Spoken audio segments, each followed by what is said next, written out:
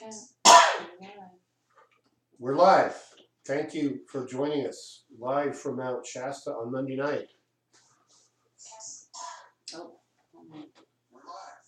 Thank you for joining us live from Mount. There we go.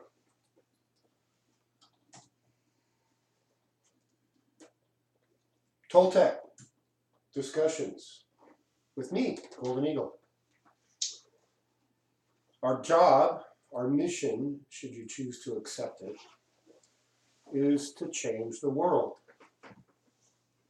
That's what we're here for. That's what the Toltec work is. To do that, you first have to change yourself. To do that, it's often helpful to know how. At least it's often helpful to know how to change yourself for the better in a way that will facilitate the larger goal of improving humanity. It is really easy to change yourself in a negative way, to lower your vibrations in a way that will not serve the future of humanity. That's easy. It's the going up stuff that we all need guidance, especially in the early stages, and especially in the middle stages, and especially in the later stages of that process. So other than the early, middle, and late stages where we need help and it's difficult, the whole thing is easy.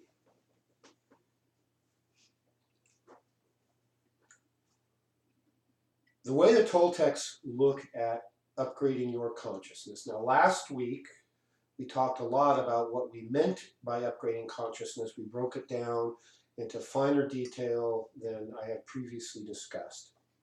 So if you didn't see it live and you haven't watched the replay yet, I encourage you to go back and watch last week's consciousness discussion. The Toltecs examine your nature. What are we by nature? And there's a lot of fine-tuning gradients that go into our core nature. Right? Last weekend was the Kentucky Derby, apparently. And the Kentucky Derby racehorses are a very special breed of horse. They have a very unique nature that's highly different even than other horses. A draft horse, think of the big draft horses that pull the beer wagon. We won't mention names for that particular brand of beer, though they have a very good set of advertising agents with those beautiful horses. Those horses have a very different nature than the Kentucky Derby racehorse. You hitch the Kentucky Derby racehorse to the beer wagon and you will kill it. It's just not suited for that. And if you take the Clydesdale draft horse out and try to make it run like you do the Kentucky Derby racehorse, you will kill it. It's just not its nature. So humans, we have a core nature. Some of that nature is physical. Some of it is mental, emotional, spiritual, tied to our energetic nature, which of course depends on our eternal essence and what's being broadcast into this physical body, into this physical biological machine that produces our personality and our makeup. And if you want to read the book on your invisible nature, not the physical nature, the easiest, most thorough way to do that is to evaluate your horoscope. Your astrological horoscope, for those who are trained to read it, or train themselves to read it, contains all the clues to that part of your nature.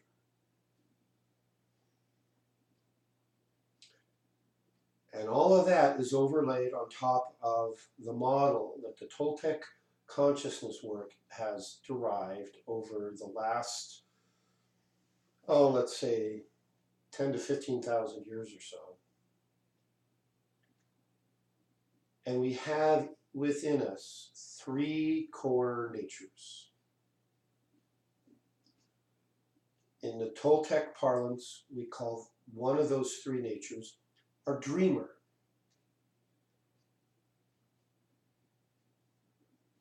Another of the core natures is the stalker. I'll explain each of those two a little bit in just a moment. And the third of our core natures is the warrior. So no matter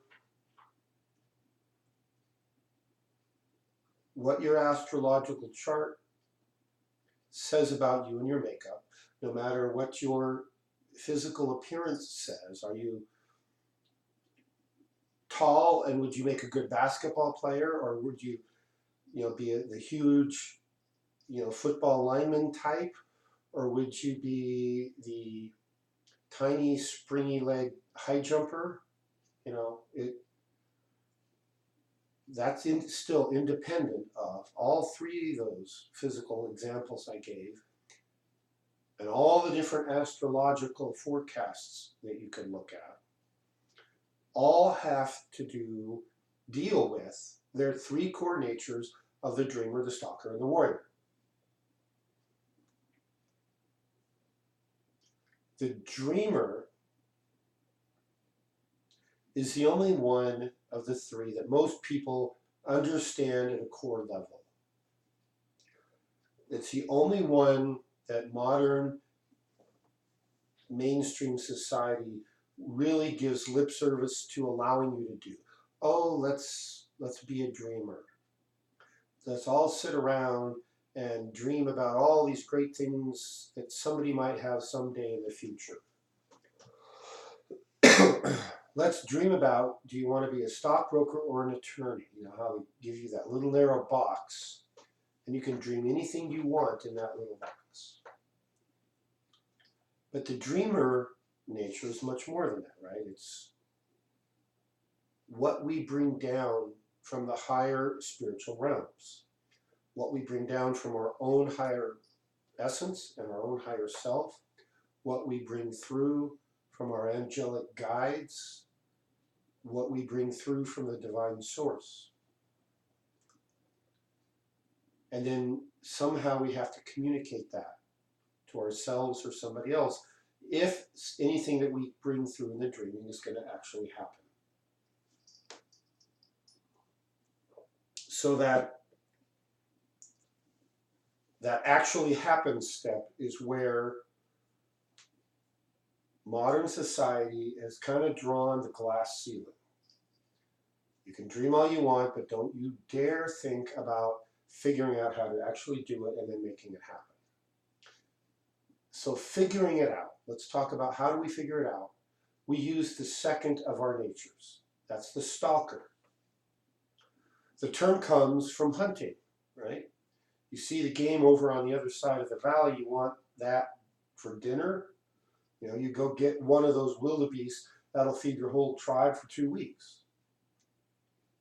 It's worth the effort to figure out how to navigate the terrain and sneak up and get one of your group of people, your hunters, in position to throw a spear or shoot the bow to kill the wildebeest so that you guys eat for 2 weeks.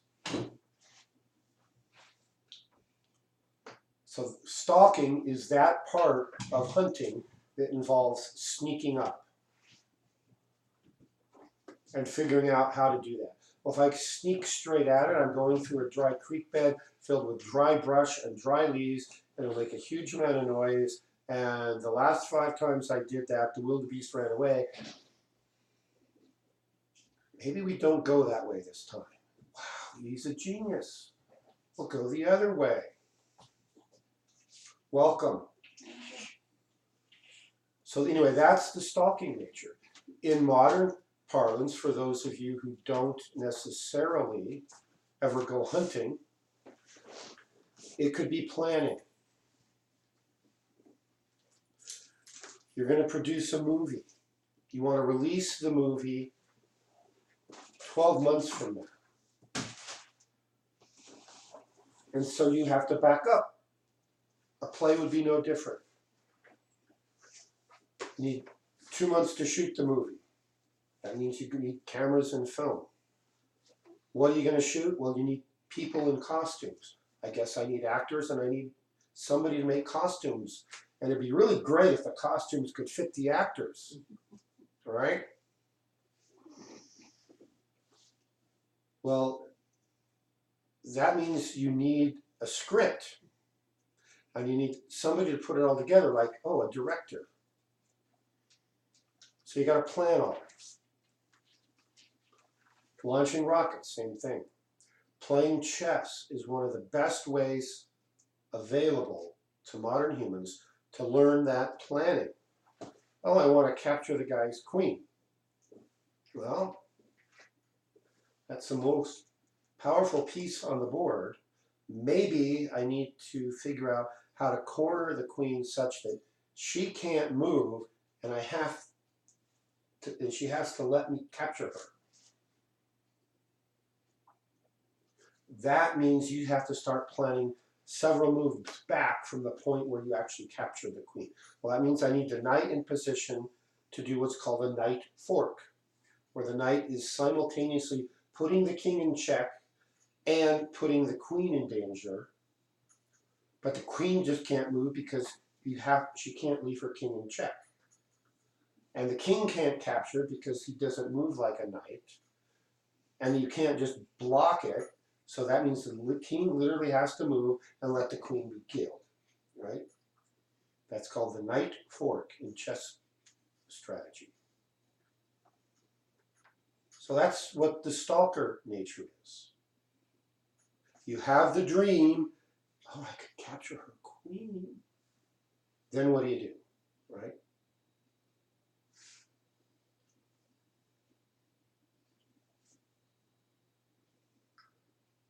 Our modern culture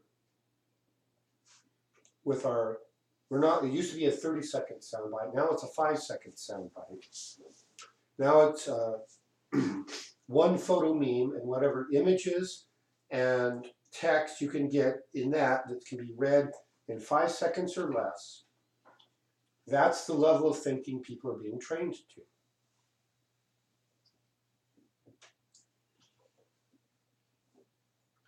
They're not being encouraged to think more than that. So the CIA government cubicle troll patrol, as I call it, is sitting in there. They get instructions. We need people to think this way. And they make these memes and they put it out.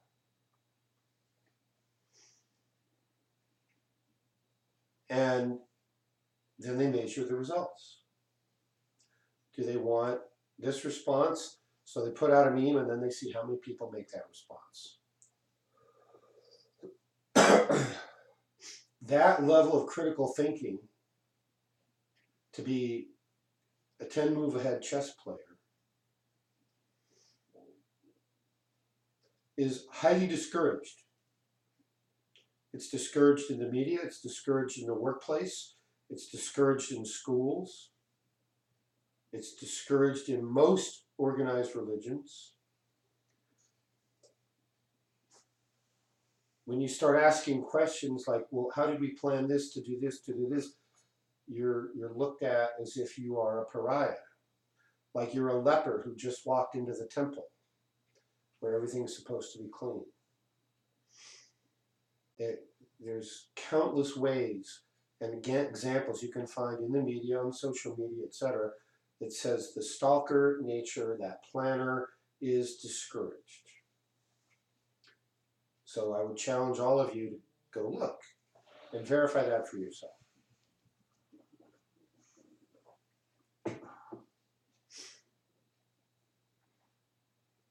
Then there is the third of the Toltec natures, the warrior. And that's the one we're going to be talking about at length for some time. And by some time, I mean many weeks. The reason I'm going to devote a lot of time to that, and there's actually several reasons. One, if modern social media and the modern mainstream government propaganda department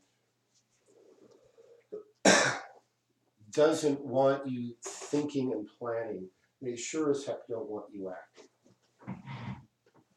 Excuse me.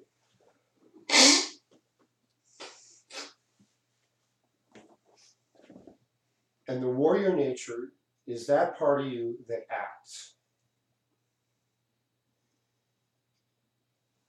We get the name from actual warriors, the people who go to war and engage in war and fight.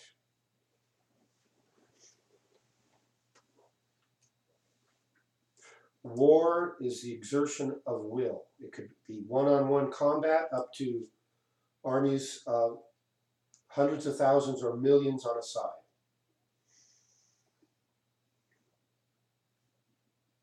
But one side has done something horribly wrong, in theory, and the other side is trying to protect itself. That's what we've always taught war is. Turns out in a large part of history, that's not what war is. War has often been about profit and acquiring new territory and creating fake news stories to justify going to war. We're not going to talk about this aspect of the warrior this week, but we will later on. But every war the United States has been involved in, at least since the Spanish-American War of the 1890s, every one from then on has started based on fake news, what's called a false flag, meaning an artificially created event, like, oh, they sunk our battleship in Havana Harbor, let's go to war. The battleship was sunk, but who sunk it is a different story. So just know that in modern times, war has always been fake news. Not that people are dying, that's real. But the justification, the reasons for the war is all fake news.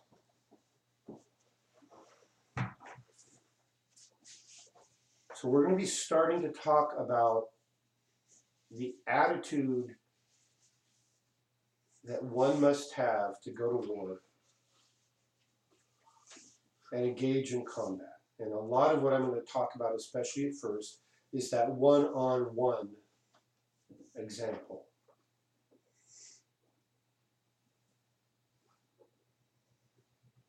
Bad dude rides into your village on a horse, gets off with a sword, and he's going to kill everybody who doesn't give him all your money.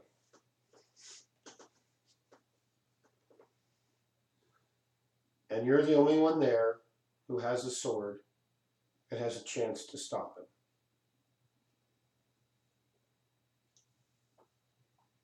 He's not going to respond to negotiation.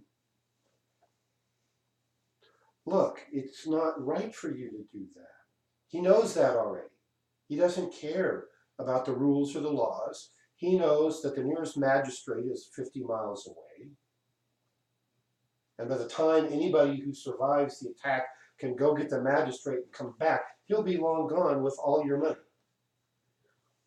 Probably a few of your women.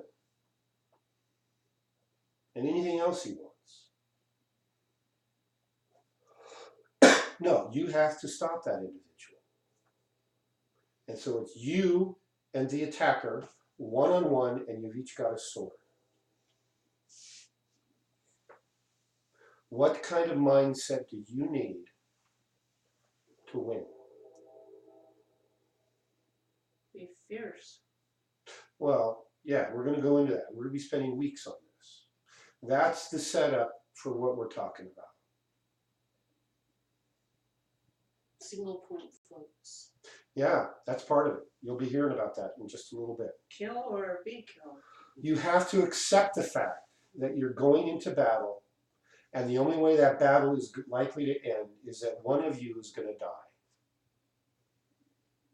And you have to be okay with that, whichever of you it is. You have to be okay with taking that attacker's life. You can't view it as being fun and joyful. You can't be loathsome and distasteful over the fact that you killed an evil person. You have to look at it as no different than a mad rabid dog or raccoon is charging your tiny infant, and you have to cut its head off. Just a rabid dog. Or swatting a hornet. You know, it's what you do. It's part of the warrior nature.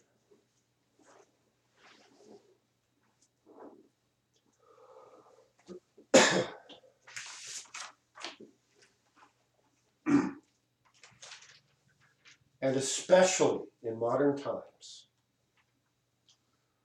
modern society does not want you thinking like that. Look at the attacks being made against the Second Amendment right now. Anybody who thinks they have a right or a need to defend themselves is somehow evil.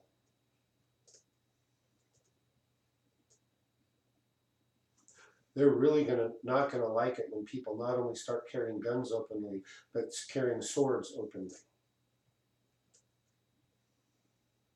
It's not far away.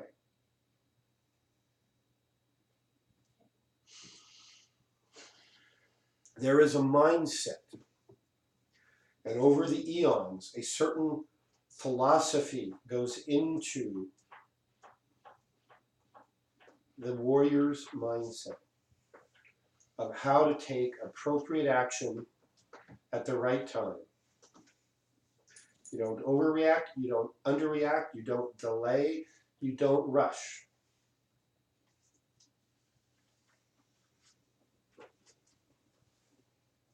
So in history, there have been many, many warriors who have pondered this philosophy, this highly unique way of looking at the world around them, and the requirement to inflict physical violence in defense of friends, family, and country, in the service of their people. It's a way of thinking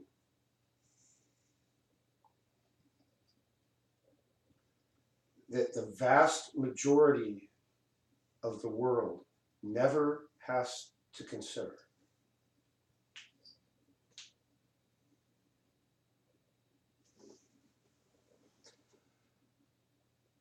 But fortunately, the warriors do. You do consider it. There you've got your chair seat, Lamina. Well, I mean, she moved her stuff and everything. Get her on camera. Well, she's washing with her butt up in the chair. So what we're going to be doing, part of this discussion is, I'm going to be going through several of the classic texts on warrior philosophy. And I'm going to be comparing many key points to the Toltec version of this philosophy.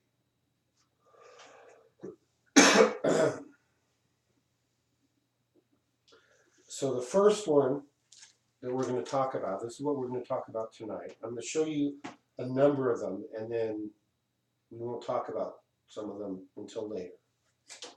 This is called Gorin no-sho, or the English translation, A Book of Five Rings, by Miyamoto Musashi. I'll tell you about who Miyamoto Musashi was in a little bit. The next one that we will examine after the Book of Five Rings is called The Art of War by Sun Tzu, who was a Chinese general.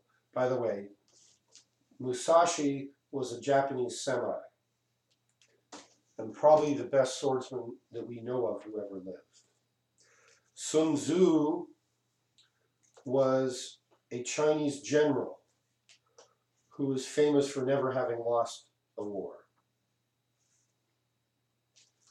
Back in the days when war was commonplace.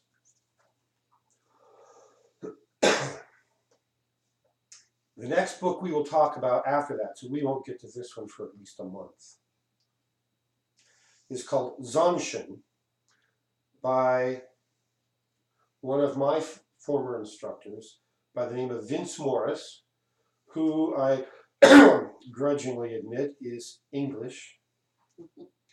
He's also an outstanding martial artist. I used to train with him whenever he was in the US on the West Coast. I traveled all over. Zanshin by Vince Morris. The subtitle is Meditation and the Mind in Modern Martial Arts. He trains military and police forces all over the world in hand-to-hand combat. He's shorter than me, but stockier. His barrel chest is huge. And we used to beat each other up tremendously. He did most of the beating because I was still in that learning phase. But every time we'd go at it, he'd just shake his head, God, you're big. And I'd say, God, you're mean. And we'd laugh about it, right? Because he was mean to teach. And I had the distinct honor of training with probably half a dozen or so of the top martial artists in the world. And my main instructor, a gentleman named David Conklin, who was also best man at my wedding, he and I used to sit around and speculate, okay, if we put these top 6 guys in a room and only one of them gets to walk out, who would we bet on that would win? And we talked about all the different variations, and we kept coming back to Vince. He got my vote, and I got to train with him.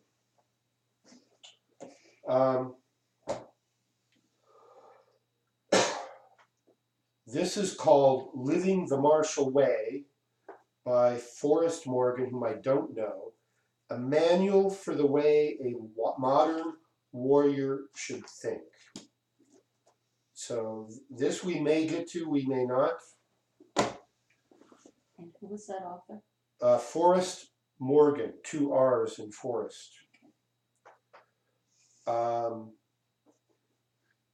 I have this book. It's called The Japanese Art of War, which is a heavy recapitulation of the Book of 5 Rings. It's by an author named Thomas Cleary. We may or may not look at that, but the Book of 5 Rings is still influencing all modern thought, and it's very important, so we might look at it just to see that, yeah, everybody keeps going back to Miyamoto, so that's where we're going to start.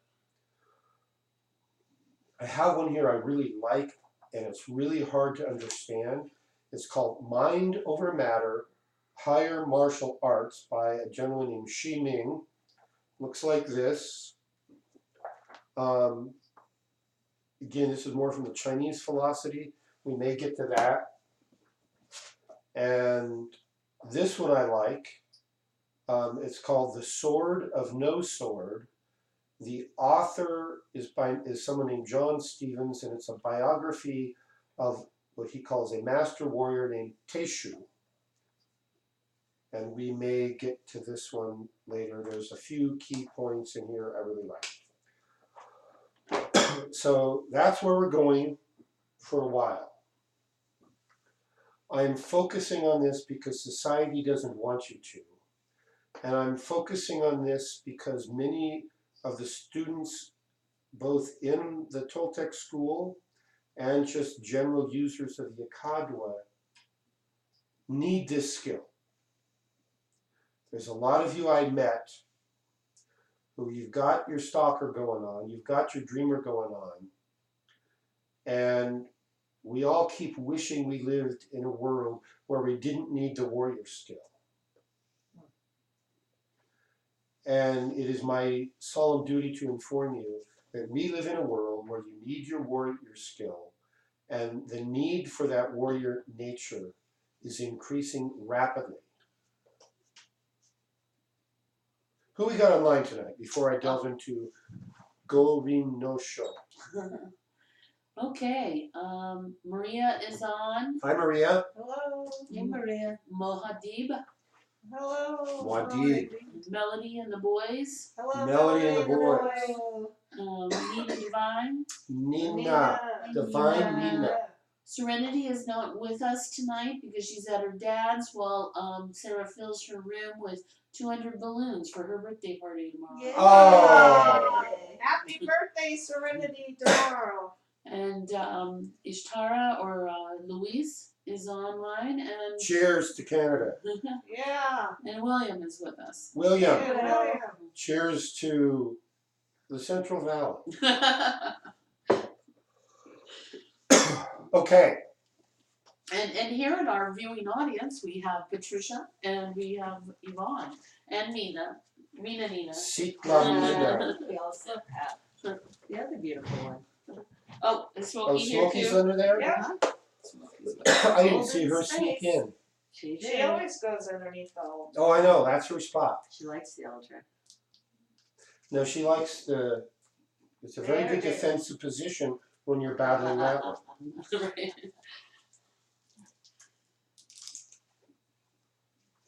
Is there any comments about the ultra tonight? I was looking at it. It's Yeah, lovely. it's stunning. It's very grounded and solid. If I would have known you were doing the warrior thing, I would have brought over my Excalibur. It's not a real one, but. Okay, here's where I get to bust you. And it's for your own good. You replied to the email where I described the content tonight as exploring the warrior I nature. forgot. We had a refrigerator broke down and everything, so I spaced. Okay. A Book of Five Rings. 5 rings. Oh, I was going for the glasses.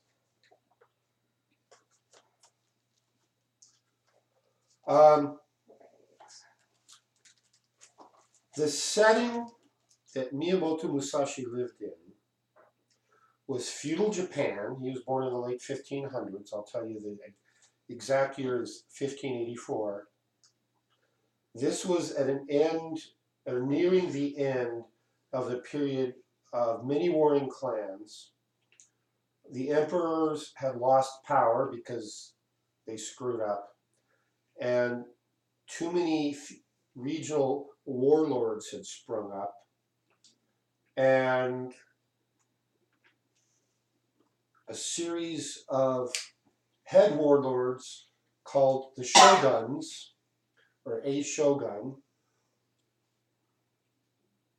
were constantly battling, trying to subjugate all of Japan under a military dictatorship. So Musashi was born near the end of that period, just before the Tokugawa shoguns took over and ruled for about 300 years, and brought an era of peace to the land, not by being benevolent rulers, but by being ruthless, and by enacting many rules and regulations and policies which basically forbade all the regional warlords to maintain a standing army above a certain amount. And so very quickly, many tens of thousands of samurai were out of work. And so the wandering samurai, who was not tied to a lord, so the lords still had a small group, and those who were being retained by lord were called retainers, and the wandering samurai was called a ryonin, R-O-N-I-N, but it's got a Japanese pronunciation on it. And they would get work where they could. They would try to make a name for themselves by fighting a lot of battles, one-on-one duels, in the hopes that somebody would hire them to train the rest of the army or to be in the Lord's bodyguard or something like that. That is the era into which Miyamoto Musashi was born. So I'm actually going to be reading large sections of this book, especially when I get to Musashi's own words. Right now, this is in the translator's introduction. The translator was a gentleman named Victor Harris. So the full name of Miyamoto Musashi is Shinmen Musashi no Kami Fujiwara no Genshin, Oh my goodness. or as he is commonly known, Miyamoto Musashi, was born in the village called Miyamoto in the province Mimasaka in 1584.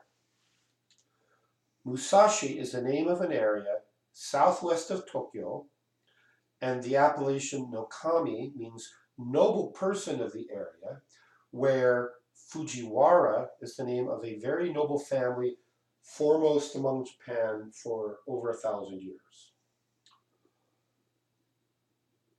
So Musashi's ancestors were a branch of the very powerful Harima clan in the island of Kyushu. Japan as a country consists of 4 main islands and many, many hundreds of smaller islands. The 4 main islands are Kyushu, Shikoku, I think I'm pronouncing that one right, Shikoku, Honshu, which is the big one, and in the north is Hokkaido. So Kyushu, Musashi and his ancestry came from the very southern end of the mainland of Japan.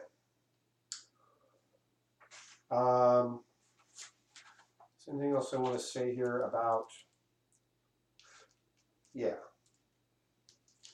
his father died when he was 7, and then his mother died, and he was taken into care of an uncle on his mother's side. That was when he was 7. He was very physically large, larger than average, and he was encouraged to take up the study of the sword, the kendo, as they call it. And when he was 13, he fought his first duel and killed his first opponent at the age of 13. Musashi's next context was when he was 16, and he defeated, the name of the first victim was Arima Kihei, or Kihei, who was a samurai of the Shinto-ryu School of Military Arts. Musashi's next context, when he was 16, he defeated Tadashimi Akiyama. And that was about the time he left home and started his wandering around. He spent a number of years joining armies. One time he fought on the losing side where all the losers were supposed to be killed, and the ones who weren't killed in battle were hunted down and killed, and he was successful in evading all that, and he lived. I'm going to skip ahead now.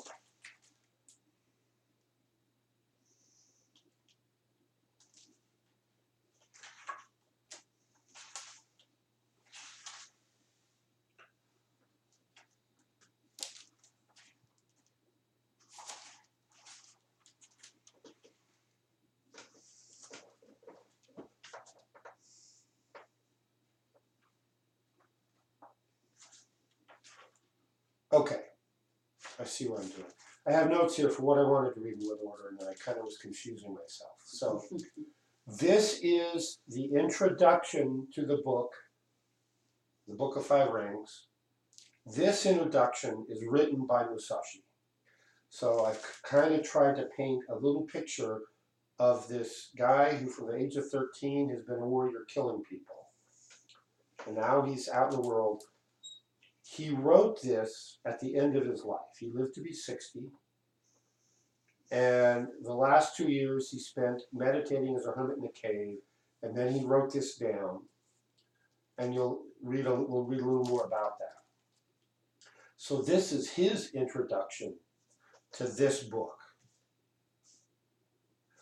I have been many years training in the way of strategy. Now, the word way means, one of the Japanese translations is do. It is equivalent to the Chinese Gao. It means the whole life of the warrior. His devotion, the warrior's devotion to the sword, and his place in the Confucianist bureaucracy of the Tokugawa system. It is the road of the cosmos, not just a set of ethics for the artist or priest to live by, but think of the way as applied to any of the arts it can be applied to, as the divine footprints of God pointing the way. The way is the whole of the philosophy brought into embodiment.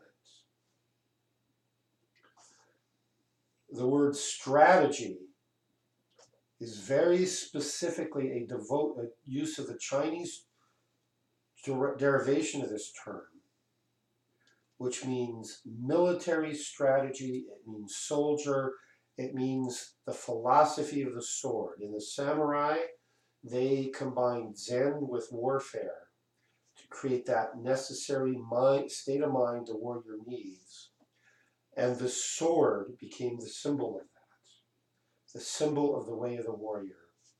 And it is the symbol of strategy. So when they said strategy, they meant sword, they meant the whole way of the warrior. I've been many years training in the way of strategy, called Niten Ichi-ryu. And now I think I will explain it in writing for the first time. It is now, during the first 10 days of the 10th month and the 20th year of Kane, which is 1645.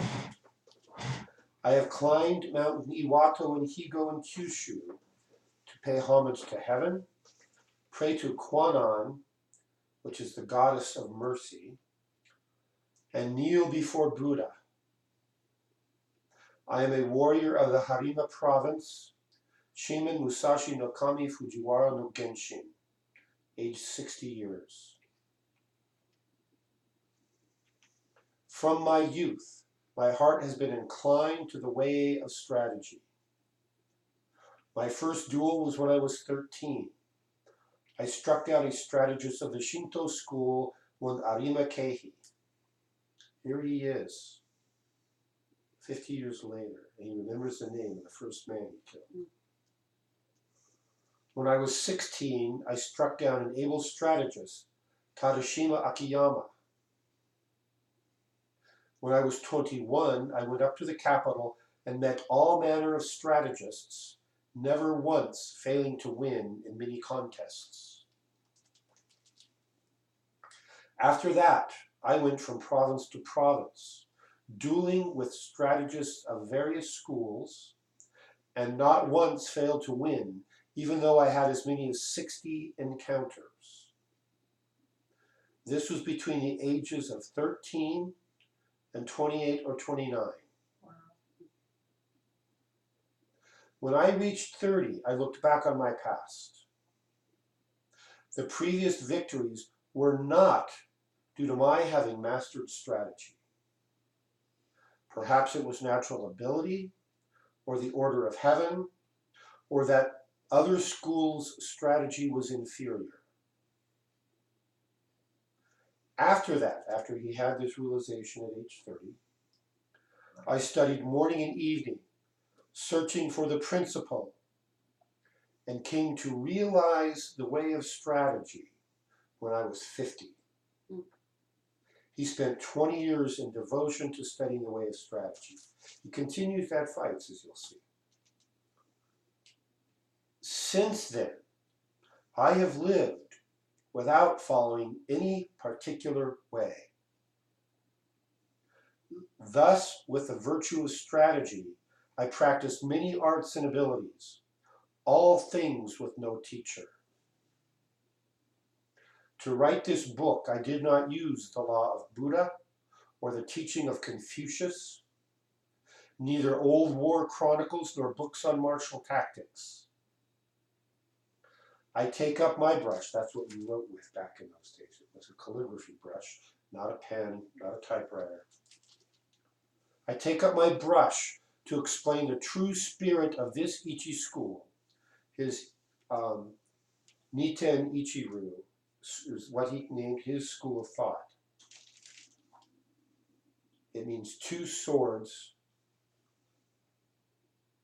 one way. Using two swords at once was not the standard. Two hands on one sword was the standard. He didn't like it.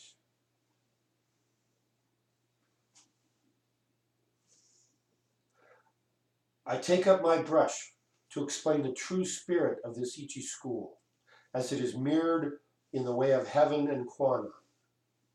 The time is the night of the 10th day of the 10th month at the hour of the tiger, which is 3 to 5 a.m. You've all heard me talk about 3 a.m. and its spiritual significance. Okay, now we're going to jump ahead. We're going to jump ahead because he talks about the organization of the Book of Five Rings, but not at the beginning of the next section. It's partway through. So I want to jump ahead to a couple of things like that, and then we're going to go back and start going through it. The way is shown as 5 books concerning different aspects. These are ground, water, fire, wind, and void. We think of them as earth, water, fire, air, and spirit. So the Book of Five Rings corresponds to these 5 subjects. The body of the way of strategy from the viewpoint of my Ichi school is explained in the ground book. It is difficult to realize the true way just through sword fencing. Know the smallest things and the biggest things, the shallowest things and the deepest things. As if it were a straight road mapped out in the ground, the first book is called the ground book. Second is the water book. With water as the basis, the spirit becomes like water. Water adopts the shape of its receptacle.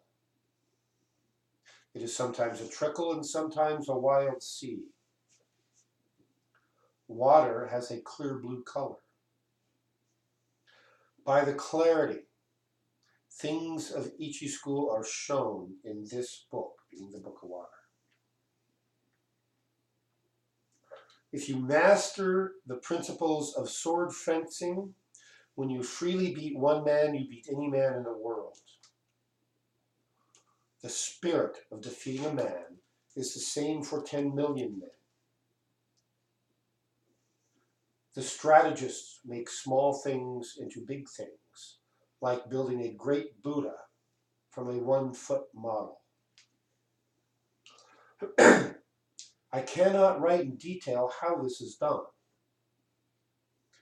The principle of strategy is having one thing and to know 10,000 things. Things of the Ichi school are written in this, the water book.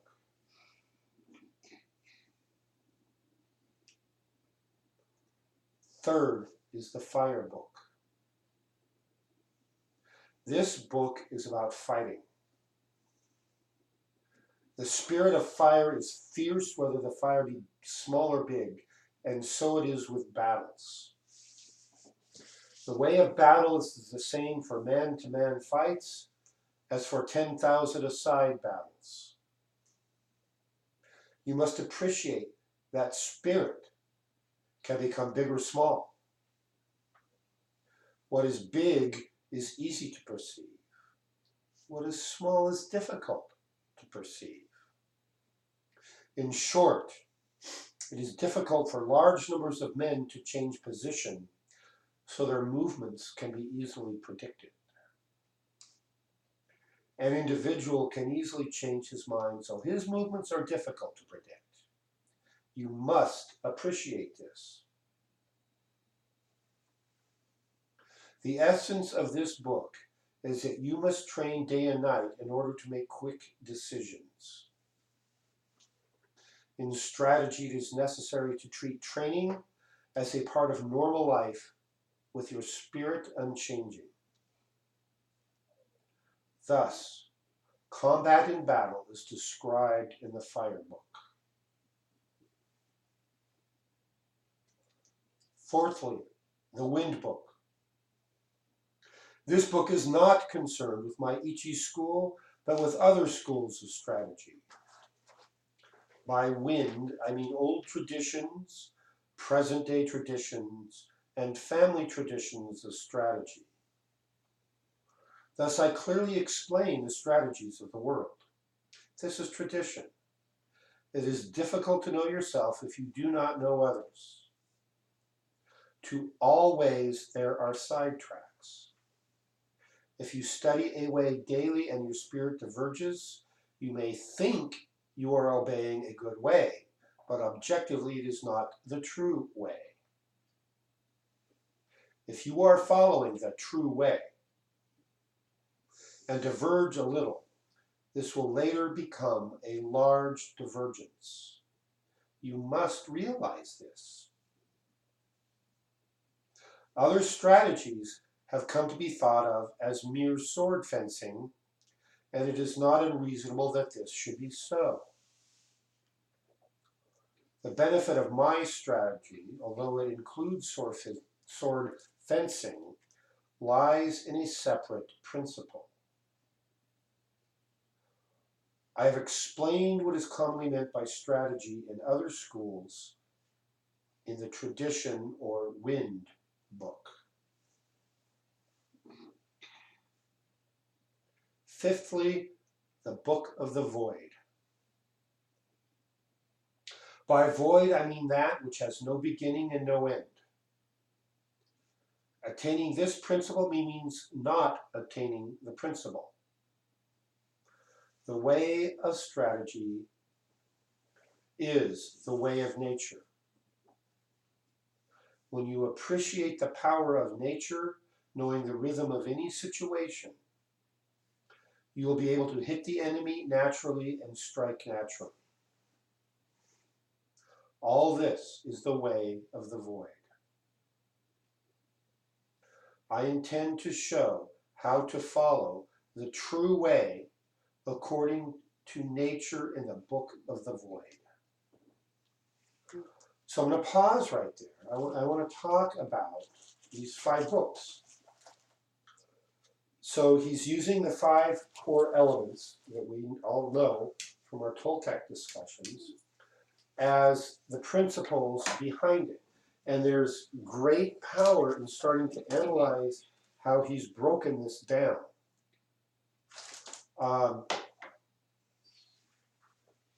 The ground book, he lays out the path.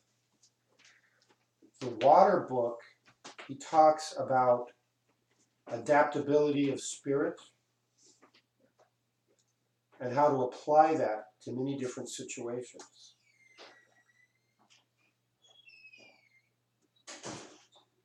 In the fire book, he talks about the basics of fighting, both one-on-one and between armies. The 4th book, he talks about this and becomes clear as we go through analyzing this warrior philosophy. It becomes important to know your enemy. He's talking about these other strategies because that's what the other guys are using. And he's saying, here's what they're doing, and here's the flaws in what they're doing, and here's how you defeat them when they do this, using a more complete strategy. Almost 50 years of being undefeated in one-on-one combat in an era where few people lived beyond the age of 30. And he lived to 60 and did not die in combat. He was not killed. He died of what was probably old age and malnutrition because he put himself through extremely harsh conditions. As we go through, you'll find he talks about he never bathed because he never wanted to leave himself at risk and take off his clothes and put his weapons down to get into a bathtub. He never trusted anyone enough. He was a wanted man most of his life, either wanted by the government or he was wanted by one of the other Ronin who wanted to take him out. He kept challenging him. So all of that combined to him living about twice as long as average for a samurai warrior. That's why the Wind book. And the Void is where he links it up with nature. When we get to the Void book, it's actually the shortest of the 5. It's all about connecting with that single-minded point that somebody mentioned earlier. The ding ding was over here. Did you just call me a ding ding? No, the ding ding. I heard it. I'm a witness. No, the ding You ding. called ding, her a ding. ding ding? No, I said she got the ding ding. It's over here. Single point focus is what I said. So by looking at the way he's laid out the 5 books, that's the first lesson in the warrior's mind.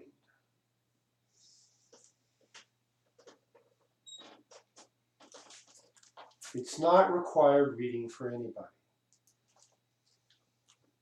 but it is so strongly suggested. You could look online, you could get a cheap copy, you might even find a downloadable version. I read this with a certain amount of regularity. He even says, Musashi says, this can be applied to any field, any way, any garden. There's a place in here where he compares it to carpentry. It's used by the Japanese in modern times in business heavily. The Japanese style of negotiation, if you ever negotiate with a Japanese company, is this. It's very much an attack and conquer type of philosophy. The win-win situation is not in their vocabulary. So if you're going to negotiate with a Japanese company, you really need to know this. And there's classes and seminars you can take that teach business negotiation based on this philosophy. So we're going to go into the ground book. I'm not going to read the whole thing, but I am going to read portions. And we'll probably get through a lot of the ground book tonight.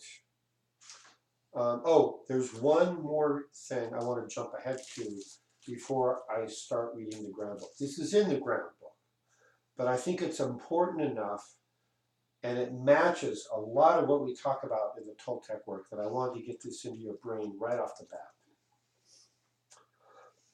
The section that this list is in is on timing and strategy. This is near the end of the book of the ground book.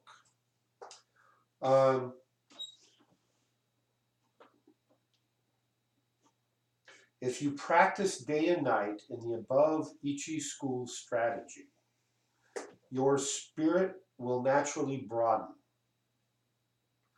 Thus is large-scale strategy and the strategy of hand-to-hand combat propagated in the world. This is recorded for the first time in the 5 books of Ground, Water, Fire, Wind, and Void. This is the way for men who want to learn my strategy. And there's a colon. This list of 9 items is his strategy. 1, do not think dishonestly. You've heard me many times say, to do the Toltec work, we have to be brutally self-honest. If you kid yourself, all is lost. The way is in training. How many times have you heard Oria or I say, theory is great, but you have to put it into practice, right?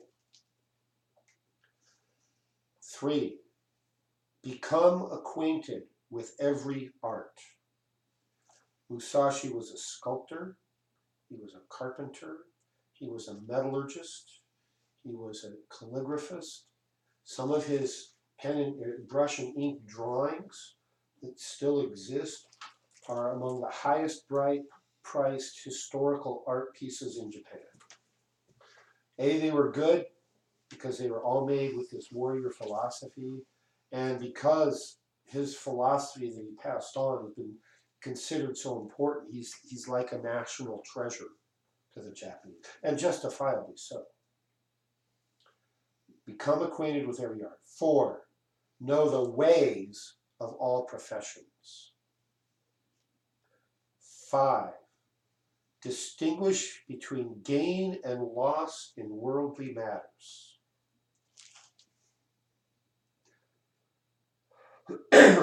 6, I like this one a lot. Develop intuitive judgment and understanding for everything. Not just some things, not just most things, everything. She wanted you to read Could you read that again? Develop intuitive judgment and understanding for everything. 7, perceive those things which cannot be seen.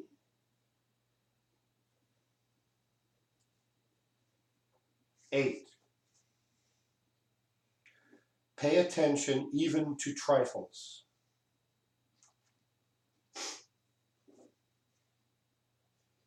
9, do nothing which is of no use.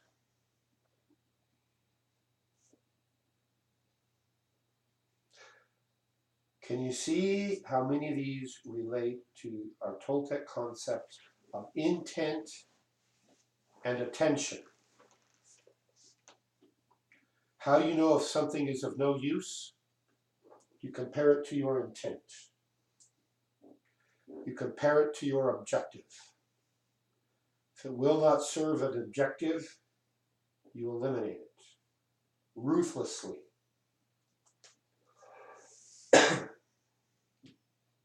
That is the core summary of his strategy.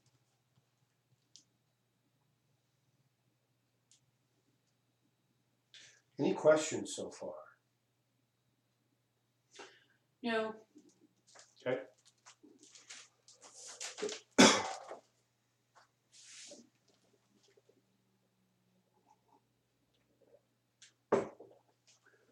Are you starting to get an understanding based on Musashi's writings here of the different style and qualities of thinking required in the warrior mode? Yes. Yeah. I thought the very end of the brief description of the void, I want to hear that again at some point, just because it seemed like it was really touching on something profound, but I wasn't quite sure. 5thly, the Book of the Void. By void, I mean that which has no beginning and no end. Attaining this principle means not attaining the principle. The way of strategy is the way of nature. When you appreciate the power of nature, knowing the rhythm of any situation, you will be able to hit the enemy naturally and strike naturally. All this is the way of the void. I intend to show how to follow the true way according to nature in the Book of the Void. Yeah. All right. There's a few sections of the ground book I'm going to read. And feel free to stop and ask questions. And I may be stopping and pointing out correlations with the Toltec work that you already know. Strategy is the craft of the warrior. He's already relating the planning and the fighting, the acting. Commanders must enact the craft, and troopers should know this way. And here's a powerful statement. There is no warrior in the world today who really understands the way of strategy. And because he was a guy who never lost a fight one-on-one, you really have to pay attention to what he says. There are various ways. There is the way of salvation by the law of Buddha, the way of Confucius governing the way of learning, the way of healing as a doctor, as a poet teaching the way of waka. The waka is a 31-syllable poem, and it means the song of Japan or the song in harmony. So a poet teaching the way of waka, tea, archery, and many arts and skills. Each man practices as he feels inclined. It is said the warriors is the twofold way of pen and sword, and he should have a taste for both ways. Even if a man has no natural ability, he can be a warrior by sticking assiduously to both divisions of the way. Generally speaking, the way of the warrior is resolute acceptance of death. Remember what I said earlier, when you go one-on-one and that guy, that warrior came into your village and you're the only one there to stop him, you can't go into that battle fearing death.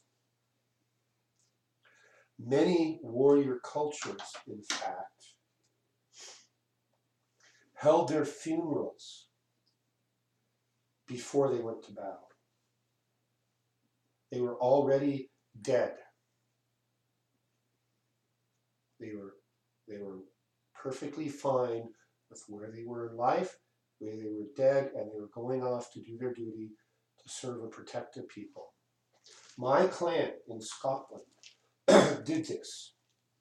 There is in the town square a very large cairn of stones that has been built. And when the clan went to war, each man took his stone and put it in the cairn. It was symbolically saying, here's my gravestone. And then he went to fight. If he came back from battle, he took his stone and took it back home and probably put it on the mantelpiece. If he didn't come back, it stayed. And all the stones in that cairn are men of my clan who gave their lives for the defense of the clan or Scotland. So this is the way of the warrior. You accept the fact that you will probably die in battle. And you're okay with that because you've lived a pure life. If you haven't lived a pure life, it becomes really hard to do that. You have to rigorously follow the way to be okay with that. Although not only warriors, but priests, women, peasants, and lowlier folk have been known to die readily in the cause of duty or out of shame, this is a different thing. The warrior is different in that studying the way of strategy is based on overcoming men. By victory gained in crossing swords with individuals or in joining battle with large numbers, we can attain power and fame for ourselves or our Lord. This is the way of strategy.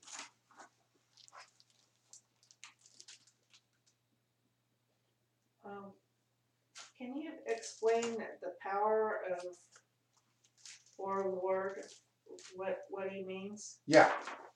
please? There is a hierarchy in Asian philosophies.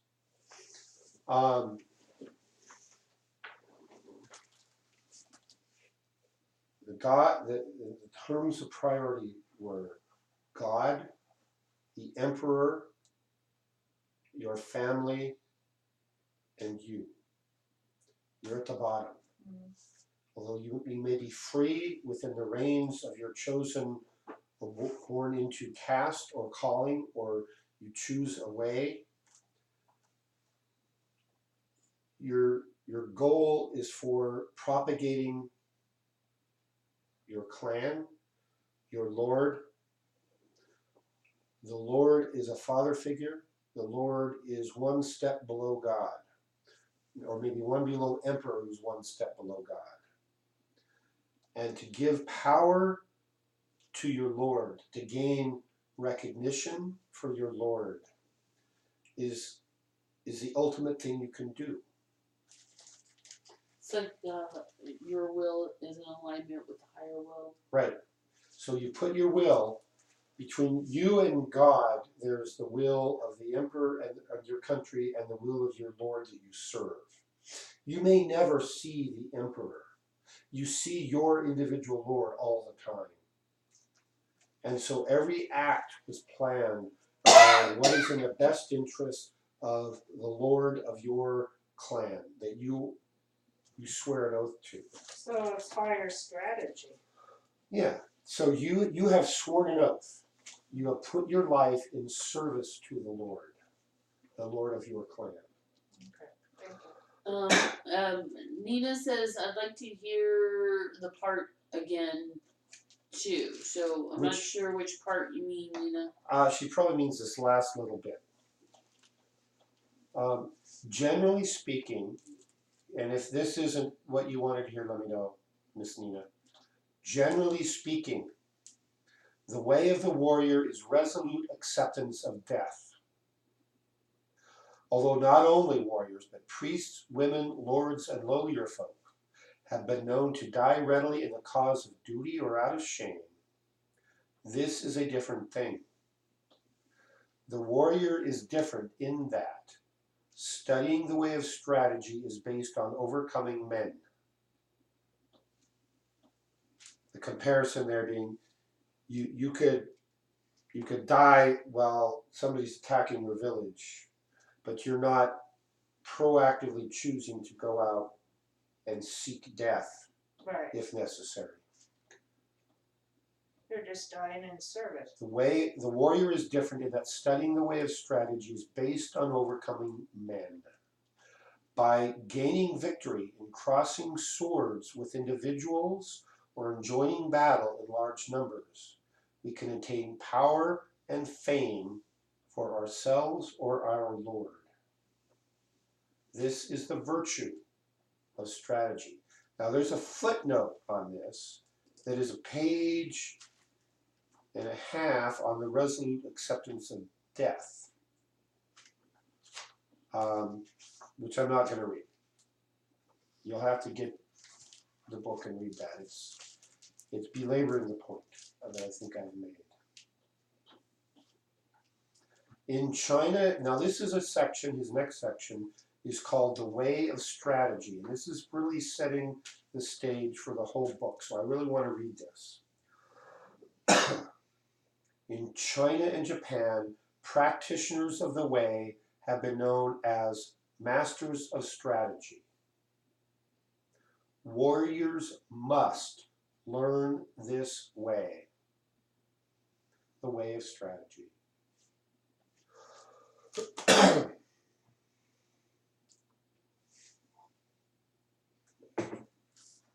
Recently, remember he's talking in 1645. I thought it was 15. 1645. He was born in 1584. Recently, there have been people getting on in the world as strategists, but they are usually just sword fencers. The attendants of the Kashima Kantori, and the Kashima Kantori is this set of shrines, and the original schools of Kendo were located in these shrines. The attendants of the Kashima Kantori shrines of the province of Hitachi received instruction from the gods and made schools based on this teaching, traveling from country to country, instructing men. This is the recent meaning of strategy. In olden times, strategy was listed among the 10 abilities and 7 arts as a beneficial practice. It was certainly an art, but as a beneficial practice, it was not limited to sword fencing. The true value of sword fencing cannot be seen within the confines of sword fencing technique. If we look at the world, we see arts for sale. Men use equipment to sell their own selves. As if with the nut and flower, the nut has become less than the flower. In this kind of way of strategy, both those teaching and those learning the way are concerned with coloring and showing off their technique, trying to hasten the bloom of the flower. They speak of this dojo and that dojo. They are looking for profit. Someone once said, I like this, immature strategy is the cause of grief. That was a true saying. There are 4 ways, broad ways, in which men pass through life. As gentlemen, farmers, artisans, and merchants. The way of the farmer, using agricultural instruments, he sees spring through to autumns with an eye on the changes of season. Second is the way of the merchant. The winemaker obtains his ingredients and puts them to use to make his living. The way of the merchant is always to live by taking profit. This is the way of the merchant. Thirdly, the gentleman warrior carrying the weaponry of his way.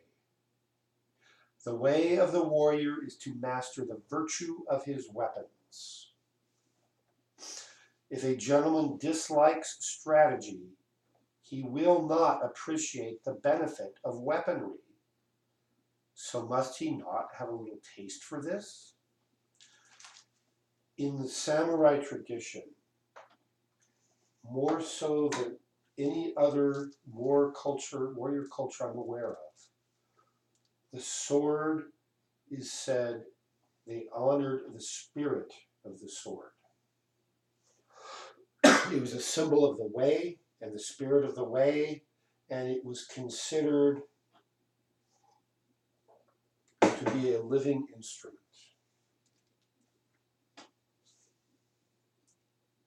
I have a question, Nina has a question, but I didn't want to interrupt your Okay, thought. this will be a good time. So, going back to when he said, okay, so this is what strategy means now, which was in 1600, but he says in the old days it was part of these qualities, Right. and that didn't necessarily mean that it was applied to war, or I mean Right. to weapons. So do we know what those things were, those qualities that was part of? Well, that's kind of what he's going through here. He's Oh, talking he about is. these other ways, Oh, right. and he's basically saying that the modern times, this is to paraphrase what this section is saying, modern times, excuse me, they've tended to focus solely on sword fencing and the appearance rather than the substance behind it. They've been cutting themselves off from the source. Right.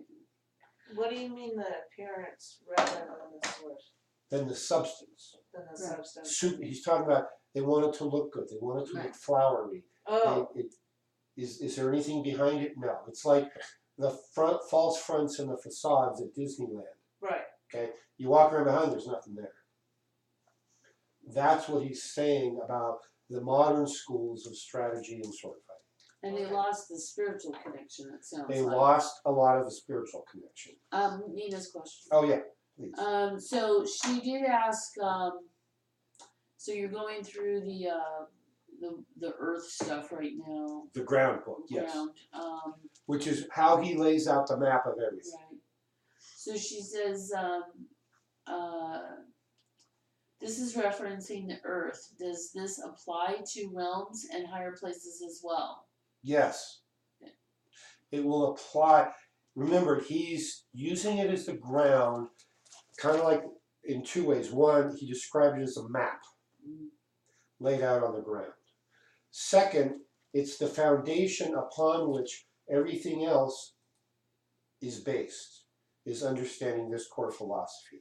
So from the standpoint that this is the ground, this is where our attach point is, no matter which plane we go to, these principles of war, this way of training the mind will be applied no matter where we are or what level we're on. Okay, so that was the gentleman warrior. And so when he talks about the gentleman, that really means the aristocrats who were trained as warriors. Okay, it's very much like Arjuna in the Bhagavad Gita, right? He was of that aristocratic, noble, but warrior caste. Fourthly, the way of the artisan. So for example, the way of the carpenter is to become proficient in the use of his tools, first to lay his plans with a true measure, and then perform the work according to plan. Thus he passes through life. These are the four ways of the gentleman, the warrior, the farmer, the artisan, and the merchant. Those are the four major castes at that era in Japan. So he has a whole section here on comparing the way of the carpenter to strategy.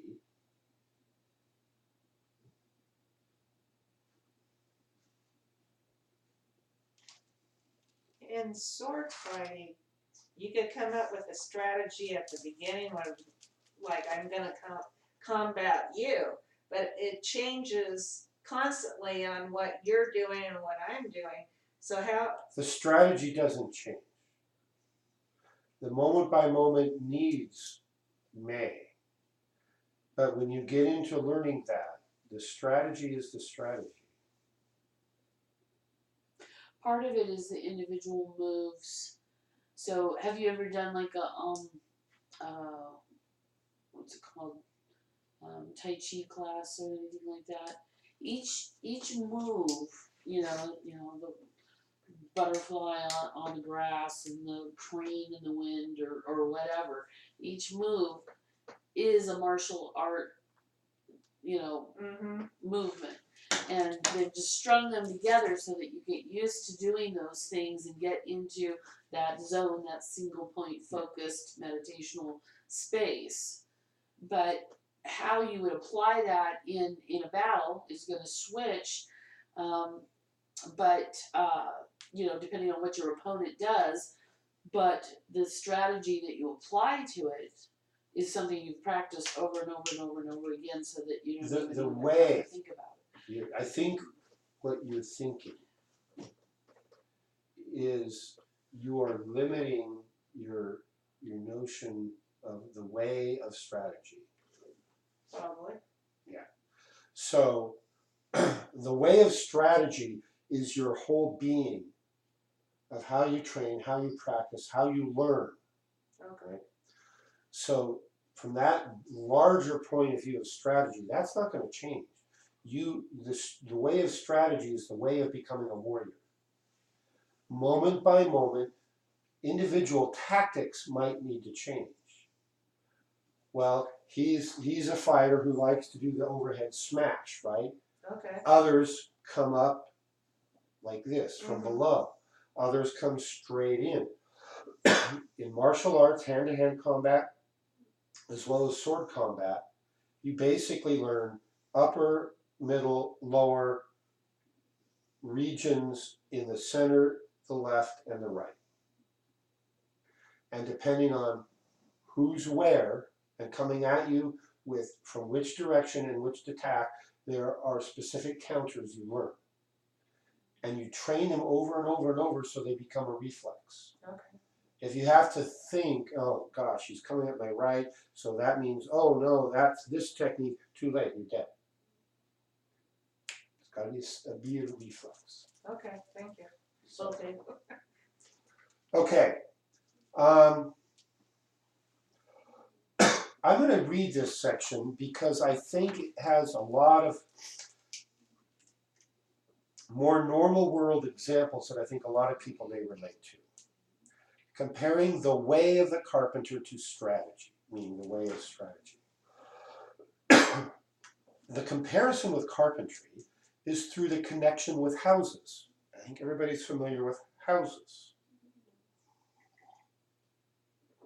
Roof, walls, floor. Houses of the nobility, houses of warriors, the four houses, ruin of houses, thriving of houses, the style of the house, the tradition of the house, and the name of the house. The carpenter uses a master plan of the building, and the way of strategy is similar in that there is a plan of campaign. If you want to learn the craft of war, ponder over this book. The teacher is as a needle. The disciple is as thread. You must practice constantly. What does thread do? It follows the needle. Like the foreman carpenter, the commander must know natural rules and the rules of the country and the rules of houses. This is the way of the foreman. The foreman carpenter must know the architectural theory of towers and temples and the plans of palaces, and must employ men to raise up houses. The way of the foreman carpenter is the same as the way of the commander of a warrior house. In the construction of houses, choice of wood is made. Straight, unknotted timber of good appearance is used for the revealed pillars. Straight timber with small defects is used for the inner pillars. Timber of the finest appearance, even if a little weak, is used for the thresholds, lintels, doors, and sliding doors. And so on. Good, strong timber, though it be gnarled and knotted, can always be used discreetly in construction, someplace where it won't be seen. Timber, which is weak or knotted throughout, should be used for scaffolding, so as a construction aid, and later for firewood. The foreman carpenter allots his men work according to their ability. Floor layers, makers of sliding doors, thresholds and lintels, ceilings, and so on. Those of poor ability lay the floor joists. Those of lesser ability carve wedges and do such miscellaneous work. If the foreman knows and employs his men well, the finished work will be good. So even if you're given a few lame guys, give them the menial task that won't affect the outcome as much. The foreman should take into account the abilities and limitations of his men,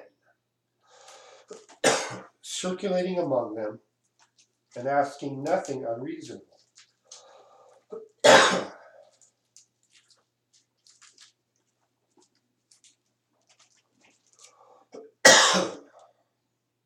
He should know their morale and spirit and encourage them when necessary.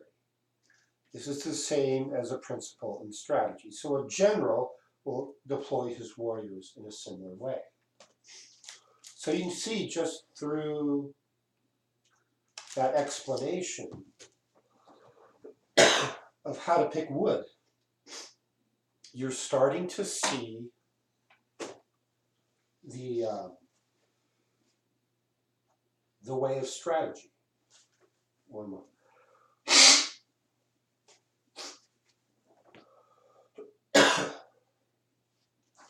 So we're going to stop there with readings from the ground book. The next big section we get into is the one we've already read on the organization of the 5 books. And I think next time we're going to resume with, he has a section on how he named his school and on the definition of the characters that means strategy in Japanese language, the use of weapons, and then we get into timing. So we're about halfway through the ground book. And next week we're not going to do the same level of introduction to put this all in context that we did tonight. We're just going to start up in the middle of the ground book here. And so I'm going to mark this, that that's where we left off. So Questions? with our archetypes of the dreamer, stalker, warrior, it seems like a lot of this strategy falls into the stalker. Some of it, yeah. You know, at some point you're going to employ that, and you know you're going to start practicing things. But you know, there's a lot of references to being aware of your surroundings, being Right. aware of everything. So clearly being awake. Yeah. You know, but so that you have all of that extrasensory input, and even not just extrasensory. You know, it seems like there was comments about, you know, the unseen. So even being aware of the energy of Right. the space, or you know, It's energy, yeah. So this book, where he's laying out the plan and the foundation of the whole book, there is a lot of stalking in this section. When we get into water and especially fire, we get into the details of fighting, and the fighting he talks about is mostly with the sword. In the translator's introduction, he gives a lot more of the history of Musashi's life. At one point, he got to where he didn't use his metal swords. He carried them, but he used wooden swords. And he still defeated men with metal swords. He defeated men with the spears and the halberds and these hacking. Didn't What matter. are halberds? It's like a big long pike with like a half spear, half axe on the edge. It's for like pulling guys off horses. it was like a spear and you know, a thrusting spear, but you could also hook people and pull them off their horses. Yeah. So he would defeat all those people with a wooden sword. He even killed people with his wooden swords. Wow. You know, there was one duel that describes it here in depth where he basically smashed someone's skull with a wooden sword. But he was using 2 of them. Yeah, the standard is one long sword and one short, kind of a half-length sword. And he would do the same with wooden ones. One's for close-in work and one's for longer work. And he gets in here, you'll see, trained with each sword in each hand. So you're ready for anything. So And you're balanced. Yeah. Yeah. Yeah. so there's a lot that goes into the makeup of the mind of the warrior. There's strategy, there's philosophy, there's all this. So especially the fire book gets into actual fighting techniques. This is, okay, it's time to go, it's go time, here's what you do. So this strategy is in this book is very specifically applied in business, and it can be applied to anything. And you need to start finding ways to apply it to your life. Is listen to these things, learn the strategy. And it's much more complex and elegant than I think most of modern world has been trained to even think like this. Or not trained. You're not. It seems that there's a huge imbalance now where in a culture like in Asia, especially during this time period, you probably had a lot of people that were applying these techniques, from peasants all the way up, in their own way, Right, the way right. It's already been outlined, but which is a consciousness level. It's a matter of being conscious of your surroundings and being awake. Mhm. And in general, Western culture, we're not. And so that leaves us very vulnerable to those who have these techniques. And I think that's the important thing to realize is whether we want this battle or not, whether we would like to negotiate or come up with whatever different ways, there's people out there already that are using these techniques against us. Yeah. So we have to know how to use these skills and strategies. Yeah. I realized, going way back to my aerospace days, that was about the time that I had started studying martial arts. But I had been studying military history since I was a kid. I had tried to study martial arts starting as an early teenager, trained only a short time, and then that instructor moved away. I trained a very short time in college, and then that instructor moved away. I kept like, what the heck? Why are all these instructors moving away? And when I was living in Florida, going to night school, getting my master's degree, working 60 to 80 hours a week at the Space Center, I didn't have time. I had a couple of friends who were training. It's like, I'd love to, but I can't. I don't have time. They said, oh, you can come. It's like, okay, I'm working here, I'm working here, I'm working here. When do you think I can come to class? And you're like, dude, you don't have time. It's like, I think I just started this conversation with that, didn't I? But then when I got into Southern California, my schedule wasn't nearly as rigorous. And so I was in my late 20s. I finally got to start studying karate. And then I branched out eventually, and I studied some of the Okinawan weapons, and I studied eventually Tai Chi and Qigong, as well as the karate. So I've been doing something martial artish for almost 40 years. Actually, more than 40 years. Not continuously, but since my late 20s, so 30 years, yeah, continuously now. So there's a way of thinking that when I was in the aerospace industry, I didn't understand how the other people around me, especially hot people higher up the corporate ladder, I didn't understand how they didn't understand some of these basic things. You look at a situation, this is the one and only one response, and they mess it up every time. Part of my early career at the Space Center was the same kind of planning I talked about with theater and film, right? you work backwards. Well, for me, working backwards was from the launch. You had a million things, literally a million or more, that had to happen on time in the weeks and months leading up to a launch.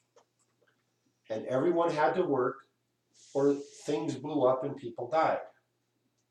And you don't want to be at work the day things blow up and people die. And unfortunately I was. And it was 100% preventable.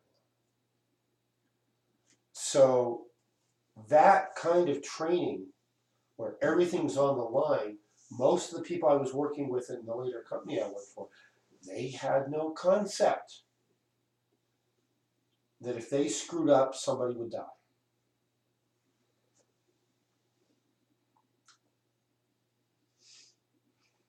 Wow. So there's, all my life I've been training this strategy, and it amazed me literally that people didn't think like this. And now we've got whole generations being trained specifically to not think like this. And we're going into a time in the world where everybody needs to think like this, especially those of you on the Toltec path. That's why we're talking about the mindset of the warrior. So maybe we need to include sword fighting. Okay, I'm serious. me too. But no, I think one of the last comments before you got up was you said something about, he was talking about training right and left, and you said that would be a good thing to train, and he said yes. And so it's a very small thing, but if any of you who are right hand dominant have hurt or will in the future hurt your right arm, you know that you need to start working with the left hand. So to become ambidextrous is a very simple thing that you can work on that gives you a goal and a focus that will make you, more proficient using both hands. So there's a certain philosophy in spiritual studies that if you are dominantly right-handed and you use the left hand, a whole different energy comes in. well, it's different energy and you're training neural pathways. Yeah. So learn to write with the opposite hand. And it's not going to be easy. And I do this periodically. I haven't done it in a while. Sit down at a table where everything is stable and your arm is stable, not like this, because you're using your dominant hand, and learn to write left-handed. That's a good first step. Brush your teeth with the other hand. Yeah, do artwork with the other hand. Do art with it. And then when you want to learn to use more force, learn to drive nails with the other hand. Just get a Just make few sure cheap you're- And nails. you gotta make sure you Out of hit the it way. because you're holding it with your dominant hand. Okay, so you can start the nail, you hold the nail, you tap it a couple of times with the right hand. Okay, so now we start, you don't need your hand there. Take the other hand and try to hit the nail as hard as you can. Do a nice, like an 8-penny nail, about this long. You should be able to drive that with your dominant hand in no more than 2 pounds, depending on the wood, right? Bam, bam, it's in, right? So, how many does it take? How many tries does it take to even hit the nail with your left hand? And reverse those if you're naturally left-handed. Start doing it. Once a week, have nail driving. More to add to the So personal I'm going to practice. try to read this exactly because I'm not exactly sure of Maria's question. What is the mindset of this? In that we're supposed to love everything. Do we put that aside to think like this? Like my dad used to say, shut up and think like a man. In a way, what he was saying is, think like a warrior. And in terms of loving everyone, love them right up to the point they're trying to kill you. You can still love them as you send their spirit up to heaven, but the mind of the warrior isn't just about killing. I'm starting with this one book by Miyamoto Musashi because it is one of the all-time classics. It's 45, so it's almost 400 years old, and it's still referenced by everybody who wants to talk about strategy.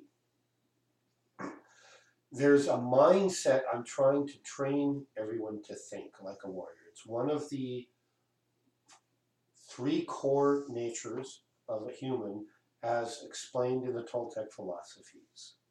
So whether you ever actually have to kill someone or not with a sword or a gun or your fists or your fingers into the eye sockets, hopefully you won't. But training yourself to get good enough to do so is the objective on how to take action. There's a lot of people who have been trained by the culture. Oh, just love everybody.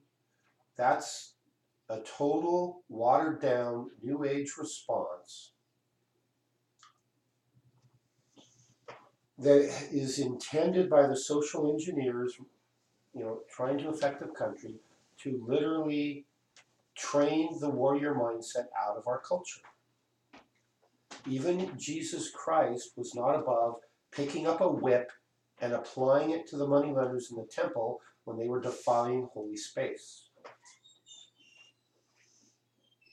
So WWJD, well, if necessary, he grabbed the whip and he went to war. He took action because it needed to be done right then, at that place, at that time. So he did say, love one another as I have loved you. And there's a lot of higher level meanings to that. And that works right up to the point where you have to defend your family or your child or your people. Would you agree that really in the art, I mean, you're applying this so that we can learn these stratagems that we can apply to our life and to protect ourselves if necessary. Yeah. But at the same time, in that moment, the warrior is neither showing love nor hate. They Yes. have to be indifferent to emotion in that moment. Right. I think I talked about the mindset of killing that warrior who charged into the hypothetical village as no different than if you're killing a rabid dog. Yeah. I don't love the dog, I don't hate the dog, but it's a rabid dog going for my infant, I'm going to take it out. And definitely not in a fear-based mode, because when we think of hate, it's actually a reflection of fear. Right. So if you're in that angry mode, but if you do it, in that clear, centered, focused space, and you've already looked at what all your options are, and given your opponent to back down if that was going to be a possibility. But at some point you have to act, and when you do, there shouldn't be Right. a bunch of emotional attachment to your movements. So the Toltec way of looking at a warrior, yes, I agree. Your statement that there's a detachment, and we will get to that. He talks about that in here. We're just not there yet. And there, it's a very neutral point. You can't be angry. You can't be happy. You can't be in fear. That's what Yoda was trying to teach Luke Skywalker in that second Star Wars movie when he sent him into the cave, and he ended up fighting his own shadow self with hate. And that was the wrong way. So you have to be neutral. That was what the Jedi trained for. It was very much that Zen-like, be here now, you're focused, you're wielding your 1, 2, 3 lightsabers, but no attachment to outcomes. The warrior went to battle, and if he died and he did his best and he died, he was okay with that before he went to battle. So it's natural, at least in this culture, the fight or flight or freeze. So how, not necessarily in danger, but even, it could be you see two people arguing, you know, road rage or something, and not to go into the freeze and be the warrior or fight or flight. What is your question? So how can you do the warrior and do the strategy and not say do the freeze because you're scared? That's what training is for. You learn not to freeze just because somebody is screaming and looks like they're going to hit you with their fist or with a stick, because you've already faced that situation 1,000 times or 10,000 times. It's just like the other 10,000 you've already done, where the guy wields a roundhouse at you or tries to punch you straight on. You've dealt with that. Mm-hmm. It's just And part arm of break, it neck break, is whatever. letting your innate inner warrior come forth. My husband and I came home one night and walked across an open balcony. It was late and a red laser light hit his back. My innate ability, my instinct told me to get between him and that light and to push him out of the way. It wasn't a thought process, it was an action. And that's what the practice is for, is getting you to the place of doing the action, doing what your innate self says. This is the right thing for the warrior to do in this circumstance. I didn't have time to think about what are you going to do. You did I good. had to take an action, and that's what I did. And later he told me I shouldn't have done it, but I knew I should have done it, and it was the right thing to do. And he didn't see, so he couldn't have judged. He was were in the front one of me. that had to make the judgment. Yes. There's a term in the ABD called a heightened sense of indifference. So you have heightened sense is telling us that you're awake and that you're stalking and you're perceiving and you're seeing what's going on around you. And the indifference means you're impartial. You don't have really, you're not attached to one outcome or another. You're just ready. You're in that resting pose, ready to move one way or another. And in one way, what I think Golden Eagle is asking us all as students is to get closer to being in that point. We've talked about the pogging. And we've used the video game analogy of, well, it represents that pack of green that all needs to be moving at the same time. But we are doing that right now, whether you realize it or not. That, if somebody's off in left field having a meltdown, then they're not part of the pack. And so they could jeopardize everything. So realizing that all the time, every day, whether or not we're going on a picnic, or whether we're meeting for lunch, or whether we're going up on the mountain or whatever it is, that we should have this on. We're on all the time, and that means we're ready to move in whatever direction we need to. We don't know what we're going to be called to do. So I'm going to show a picture here. This is artwork that shows Musashi.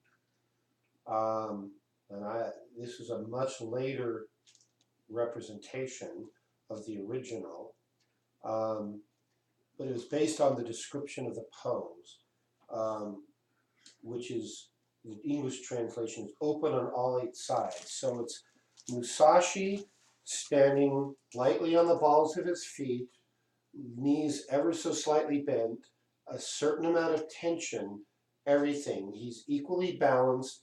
He could instantly move in all directions. He's got both swords held in his hand in a very particular way that will be described when we get to the fire section.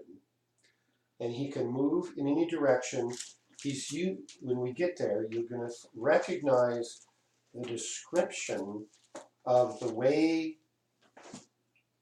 the vision is done is identical with the dreamer stare. You're in that ready position, you can see everything. And you can move and act in any direction instantly. That's the heightened state, that warrior mind that we need to be in almost all the time. He slept with his swords. He never bathed because he never wanted to put down his swords.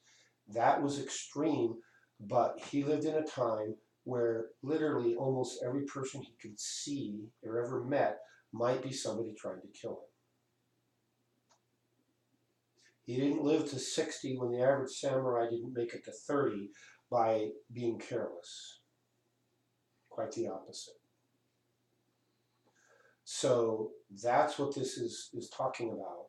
And I'm not telling you to get ready to kill people, but I am telling you that the warrior mind includes being able to defend yourself. Mhm. Any other questions?